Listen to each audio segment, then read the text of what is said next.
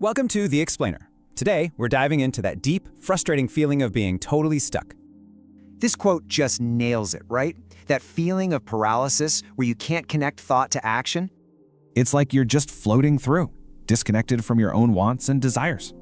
So, is this some kind of personal failing? Our culture often tells us it is. We get told we're lazy or undisciplined, but what if it's just not true? Here's a huge shift. What if it's not a flaw, but actually a protective response? Turns out, the real cause is your nervous system being stuck in a constant low-grade stress mode. And it's not one big event, it's the slow grind of 1,000 tiny, overwhelming things. This shutdown actually has clinical names that affect motivation, joy, and our ability to act. So, okay, if it's not a personal failure, then what on earth is it? It's actually a sane, logical response.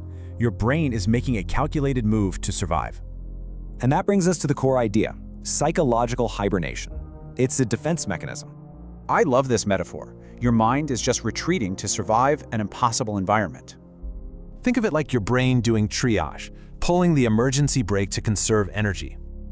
This shows the tragic gap between what the world sees and what's really happening inside.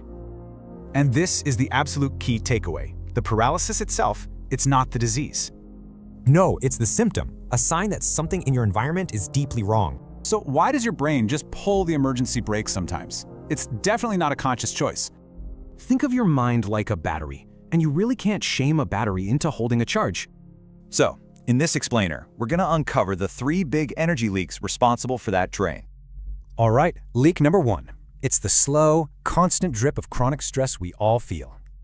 Yeah, this isn't a sprint for a crisis. It's a marathon with no finish line. And it comes from all over, right? Keeping your body in a constant state of high alert. This constant high alert floods your system with the stress hormone cortisol. And this quote really nails it. When cortisol is always high, it's basically poison for your system. It actually damages your prefrontal cortex. That's what hurts your ability to plan, decide, and just start. Okay, let's talk about leak number 2, overdraft from what's called decision fatigue. I mean, we're basically the CEOs of our own lives, making a nonstop series of decisions. And every single one of those decisions, big or small, is a withdrawal from your mental energy. Eventually, your cognitive bank account is overdrawn. You've entered a state of decisional bankruptcy. So when you can't even decide on dinner, it's not laziness. Your brain's circuits are just exhausted. And the final leak, well, this one's the most profound. It's the void of a meaning deficit. See, when the why is gone, the how becomes pretty much impossible. We need a purpose. It feels like you're rowing a boat you don't even want to a place you don't want to go. So your mind, in this really profound act of rebellion, just puts down the oars. So let's be absolutely clear here. This feeling, it is not laziness. And it is definitely not some kind of character flaw. What it is a form of protest. Your mind is telling you something is wrong. Being stuck is actually a wise act of self-preservation from a disconnected mind. You just can't shame a battery into a charge. It has to be reconnected to a power source. You know that feeling, right? Well, the roots aren't in your character. They're in your brain. So, we're not just talking about feeling lost. It's like your brain's entire guidance system just goes offline. Okay, so the first layer here is something called anhedonia. It's literally the death of joy. So what's happening? Your brain's dopamine-driven reward pathway, it just kind of goes offline. And the result is, well, it's terrifying. You feel like a ghost just watching your own life. Then there's the next layer, apathy. Think of it as an emotional flatline. All the color is gone. But here's the thing. This isn't indifference. It's actually a protective, low-power mode for your brain. The result? You feel like a total spectator, completely disconnected from a world you can't connect with. And finally, we get to the most frustrating part of all, something called executive dysfunction. So you can see the path forward perfectly. You might even write down a super clear to-do list.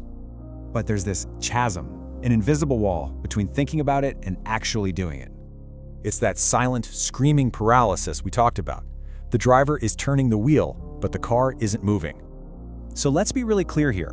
This is not a failure of will. It's not laziness. It's a failure of machinery. And this is way more than just procrastinating. It's like a total mental and emotional paralysis. And here's the thing. You can't just think your way out of it. More planning won't help. So what's the solution? It has to be action. Any action, no matter how small it seems. This totally flips what we usually think. Turns out, it's action that actually creates motivation. There's a name for this: behavioral activation. The idea is you act first, and the feelings follow. But here's the key. We're not talking about conquering some huge mountain all at once. Nope, it's all about taking just a single tiny step. Let me show you what I mean. There's a technique called shrinking the change. You take a huge task and just make it tiny.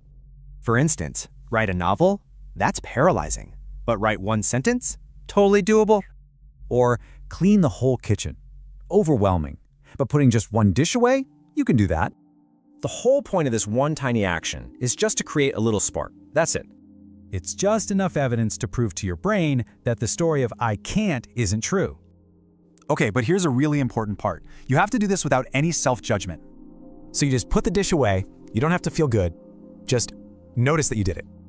This is really an act of self-compassion. Your mind isn't lazy, it's just injured into plea.